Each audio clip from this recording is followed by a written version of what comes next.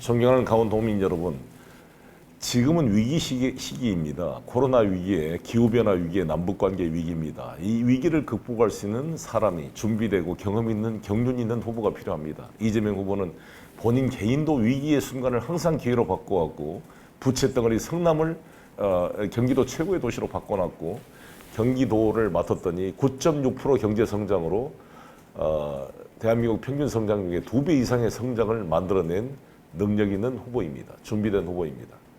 이 위기 시대에 위기 극복에 필요한 총사령관 이재명, 경제를 살릴 수 있는 유능한 경제 대통령 이재명, 그리고 국민을 통합시킬 수 있는 이재명, 한반도 평화를 보장해서 강원도의 미래 발전을 담보할 수 있는 이재명 후보 꼭 부탁드리겠습니다. 172석의 집권당의 민주당의 뒷받침을 통해서 이재명 후보의 말이 빌공약이 아니라 실제 실현될 수 있도록 국회에서 뒷받침해 나가겠습니다. 일단 우리 이재명 후보는 자기 말로 체화가 돼서 이렇게 대중과 교감하면서 원고 없이 이렇게 살아있는 유세가 가능한 것에 반해서 윤석열 후보는 보고 읽어야 되고 항상 이렇게 인위적이고 자기적이고 어색한 면이 있기 때문에 또 자기의 언어로 체화가 안 돼 있어서 이렇게 유세가 될수록 현장의 강점은 훨씬 크다고 봅니다. 그리고 현장 분위기가 확실히 좀 차이가 나요. 그 영상을 비교를 해봐도 사람도 많이 모이고 이 교감하는 이게 우리 쪽이 훨씬 더 좋다고 봅니다. 국민이 키운 윤석열, 내일을 바꾸는 윤석열. 근데 국민이 키운 게 아니라 문재인 대통령이 키워줬지. 지금 말도 그리고 국민이 불러낸 게 아니라 건진법사가 불러냈고. 그래서 전혀 안 맞는 것 같아요. 딱 슬로건 보고 우리가 이겼다는 생각이 들었고 슬로건과 플랜카드 딱 보고 그다음에 방송 딱 나온 거 들었고 그다음에 우리 로고송이 끝내줘요. Tears. 그래서 확실히 좀 한 20년 뒤에서 온 타임머신 타고 온 사람 같은 느낌이 들어요. 옛날에 뭐 자기가 되면 앱으로 일자리를 만들어서 뭐 구인 구직을 앱으로 하겠다고 이미 되고 있는 것을 말하지 않나. 무슨 과학고와 예술고를 분리해야 된다고 말하지 않나. 그러니까 이미 다 되고 있는 거를 마치 자기는 처음 안 것처럼 이념 문제도 타임머신 타고 그 560 시대로 돌아간 느낌이 듭니다. 왜 그게 이념일까요? 이거 평화가 바로 안보 아니겠어요? 안보라는 게 콩상 무기 들고 전쟁을 해야 그게 안보가 되는 건가요? 가장 훌륭한 안보는 전쟁을 하지 않도록 외교적으로 평화적으로 관리해낸 능력이 중요한 거잖아요. 지금 이제 공청회 끝났으니까 이제 소위원회 돼서 저렇게 야당이 저렇게 반대하면 단독으로 통과를 시켜야 되는데 그러려면 더 명분의 축적이 필요하다고 봅니다. 저는 케이블카가 꼭 환경을 파괴하는 것이냐라는 것에 대한 반론도 있잖아요. 케이블카를 설치함으로써 산길로 걸어다니는 등산객들이 오히려 산이 무너진다든지 훼손할 것을 오히려 보호하는 면, 동물들이 이 케이블카로 사람이 왔다 갔다 하면 동물들이 자연스럽게 오히려 더 산에서는 더 이동할 수가 있잖아요. 사람들이 그냥 산길로 다니는 것에 비해서. 그런 양면성이 있기 때문에 케이블카 설치는 환경 파괴고 그렇지 않으면 환경 보호라는 등식은 양면성이 있다 이렇게 생각을 합니다. 그런 면에서 친환경적으로 환경 피해를 최소한 차원에서 오색 케이블카 설치는 저는 타당한 방법이 아닌가. 그 관광 수입도 마찬가지고 여러 가지 그 산림 훼손을 방지하고 또 우리 노약자들도 우리 강원도를 이렇게 풍치를 즐길 수 있는 거잖아요. 케이블카를 하게 되면 이렇게 저도 다리를 최근에 다쳐서 이렇게 휠체어를 타고 다니다 보니까 확실히 휠체어 타고 보는 것과 다른 걸 느끼거든요.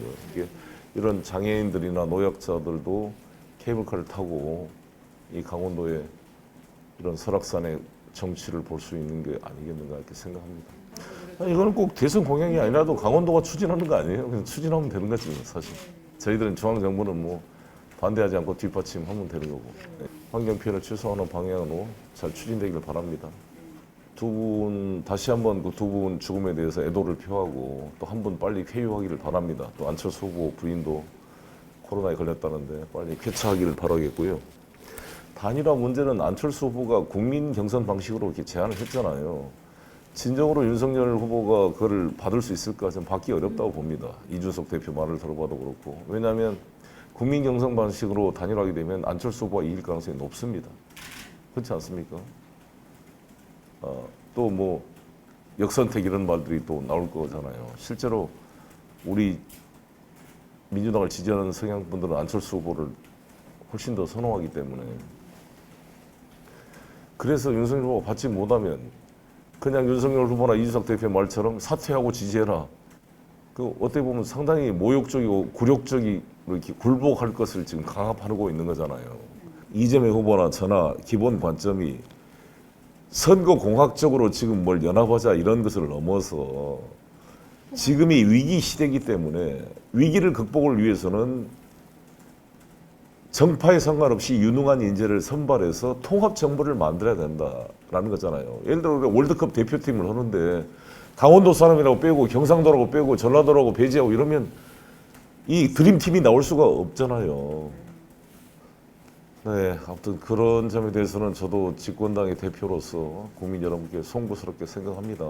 네, 그러나 저를 봐도 그렇고 완벽한 리더십은 없습니다. 다 정치라는 게 지금 무슨 신부님이나 뭐 목사님을 뽑는 선거가 아닌 이상 이 정치라는 것은 일종의 일꾼을 뽑는 거잖아요. 근데 그 일꾼이 모든 분야에 완벽할 수는 없지만 지금 이 시기에 우리 국가 공동체가 가장 시급히 해결해야 될 과제에 맞는 일꾼을 뽑아야 될 거잖아요.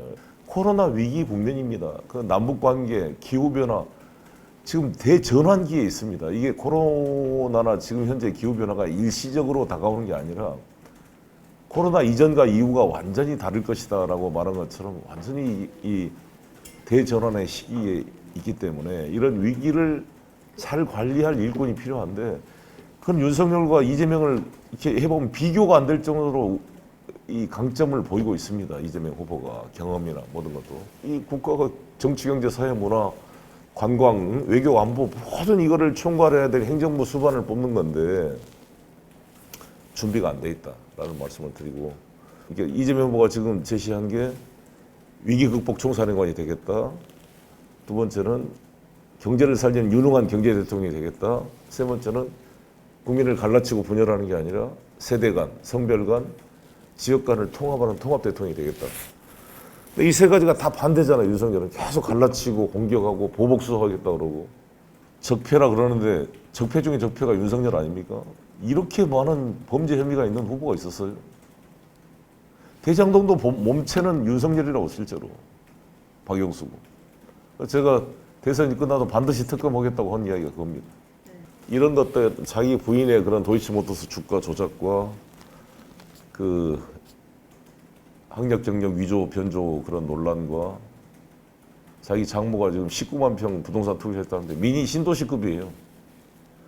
그래서 본인 부인 장모 모두가 다 크리미널 패밀리라고 지금 평가를 받고 있는 적폐 중에 적폐이기 때문에 반드시 오히려 자기가 수사 대상이다 이런 말씀을 드리고 강원도는 우리 민주당 정부가 주도했을 때 번영과 발전을 했습니다.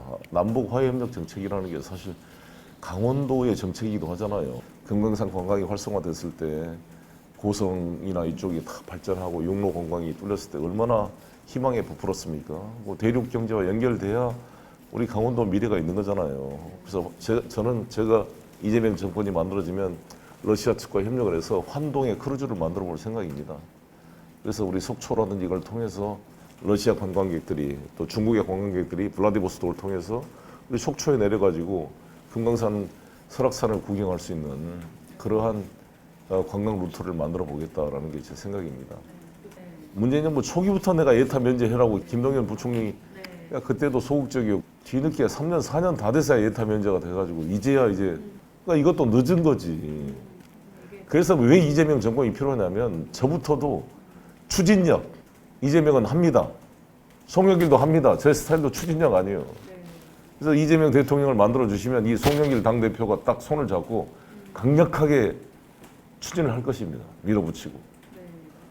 말씀드린 대로 평화특별자치도 우리 허영 의원이 발의한 법안이 차질 없이 통과되도록 하고, 이 법안뿐만 아니라 이것이 현실화돼서 강원도 발전에 기여할 수 있도록 하겠습니다. 또 무슨 사드 배치 운운하면서 강원도에 사드 배치한다는 할 수 있다 이런 말은 얼마나 강원도를 수도권을 위한 수단으로 하겠다는 무의식이 그대로 반영되는 거 아닙니까? 도대체 사드 배치가 무슨 북한 공격의 그런 방어 수단이 되는 거예요. 그리고 윤석열 후보의 논리는 말이 안 되는 게, 재래식 무기의 전시 작전권 회수도 안 하겠다는 사람들이 사드를 어떻게 자기들이 사와? 미국이 그 사드를 팔겠습니까, 그를? 그 사드의 운영권을 미국이 대한민국 국가한테 넘겨주겠어요? 그래서 무슨 선제 타격을 운운하는데, 나는 윤석열 후보와 국민의힘에 다시 한번 강원 도민일보를 통해서 묻고 싶습니다. 아니, 전시 작전권 없는 대한민국 대통령이 무슨 수로 선제 타격을 해? 미국의 동의 없이 어떻게? 논리적으로 말이 안 되는 거예요. 더구나 자기는 군대도 안 갔다 왔잖아. 그렇게 국가안보를 떠는 사람이 사지가 멀쩡해서 어퍼컷도 날리고 막 힘이 막 장사처럼 등치도 나만한 사람이 말이야. 왜 군대를 안 가려고 눈이 부동시라고 갑자기. 근데 당구 500을 친다는데 그게 사실인가? 한번 당구 실력을 좀 보여줬으면 좋겠어요. 부동시인데 어떻게 500 당구를 칠 수가 있냐고.